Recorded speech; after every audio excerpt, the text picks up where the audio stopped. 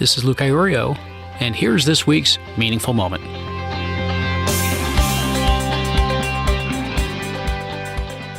So this week was the solar eclipse. I hope you had the opportunity to take it in and experience such an awe-filled moment. There were two specific moments that I just absolutely had to share with you this week. One is about connection, and the other, well, that struck me much deeper.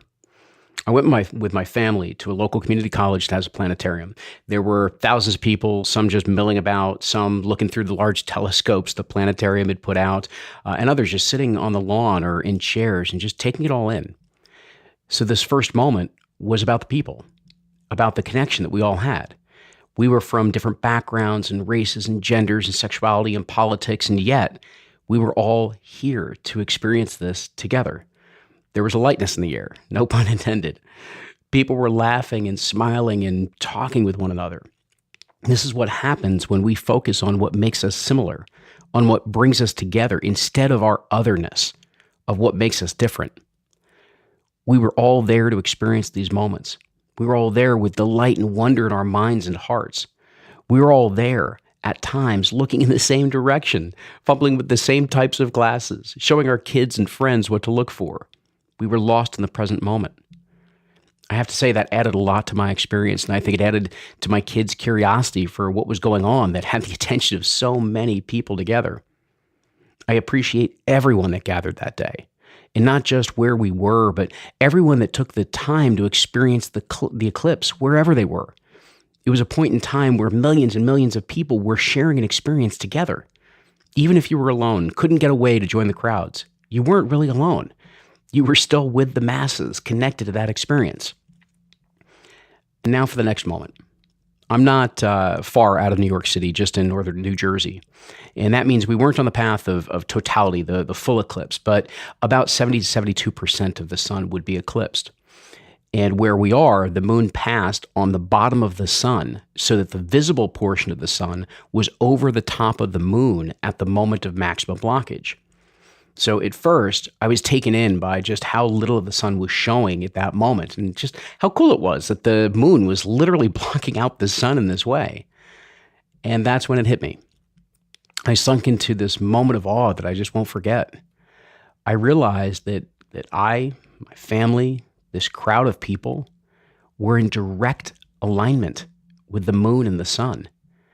And that it looked like we were looking just over the head of the moon to see the slightly taller, slightly bigger sun. We were in direct, perfect alignment with a universal phenomenon. I felt completely drawn in by it. I didn't just see the alignment, though. I felt it. I felt it in my core and my heart. It was amazing. And I realized, and this is what really blew me away, was that I already knew the feeling, that I'd actually felt it before. I don't mean at a previous eclipse, however many years ago that was, back in the late 70s. I have felt that before when I've been in complete alignment with my real, true self. When I'm clear and confident in my path, my values, my present moment, my actions, my words, I feel that alignment. It's like a tuning fork is ringing in my core and my whole being is just tuned in harmoniously to who I am, where I am, and what I'm doing. I know that when I'm in alignment, I'm making decisions and heading in the direction of love and connection, heading in the direction that benefits and contributes to many, not just myself, not just my family. I'm living mindfully. I'm living what matters. Listen, I spent decades out of alignment, trying to get on in this world, getting to belong, to feel accepted instead of accepting myself, pursuing external rewards that could never offer me the internal freedom and peace that I was really after, chasing the goals and accomplishment that would never possibly bring me the type of fulfillment that I really yearned for. When I had an experience that woke me up to just how misaligned I was, it took me years to figure out what it was that I had even woken up to. I surfed my way around different experiences and directions trying to figure out what fit, what flowed for me. Even when it felt like I had it, it was still slightly off. Too much ego and control were still hiding in the shadows and directing choices.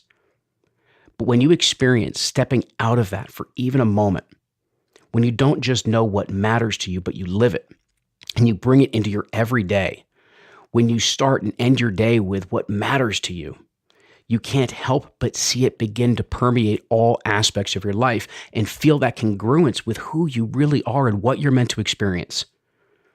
For me, I realized that I wish to have a beautiful life, one that allows me to experience powerful moments of connection and challenge, awe and contribution and compassion, deep love, joy, peace, and freedom. And one that doesn't rely on money in the bank, titles on my business card, or what people think of me. If I prioritize those things, and I'll tell you, I did for years, I prioritized those things. But if I had continued to do so, I'd have too many regrets that would haunt me at the end of my life. Now is different. And this eclipse helped me experience all of that in the flash of a moment, in a feeling, in an experience. So I'll leave you with this. Find those experiences of awe, those ones that blow your hair back, the ones that leave you speechless and breathless. And then take some time after those moments to reflect on what they meant to you. What window did that awe open up for you? What did it allow you to see? And not just see outside in the world, but to see inside your world and inside yourself. Seek out those moments of awe. Reflect on them and see what they hold for you. Until our next moment together, much love.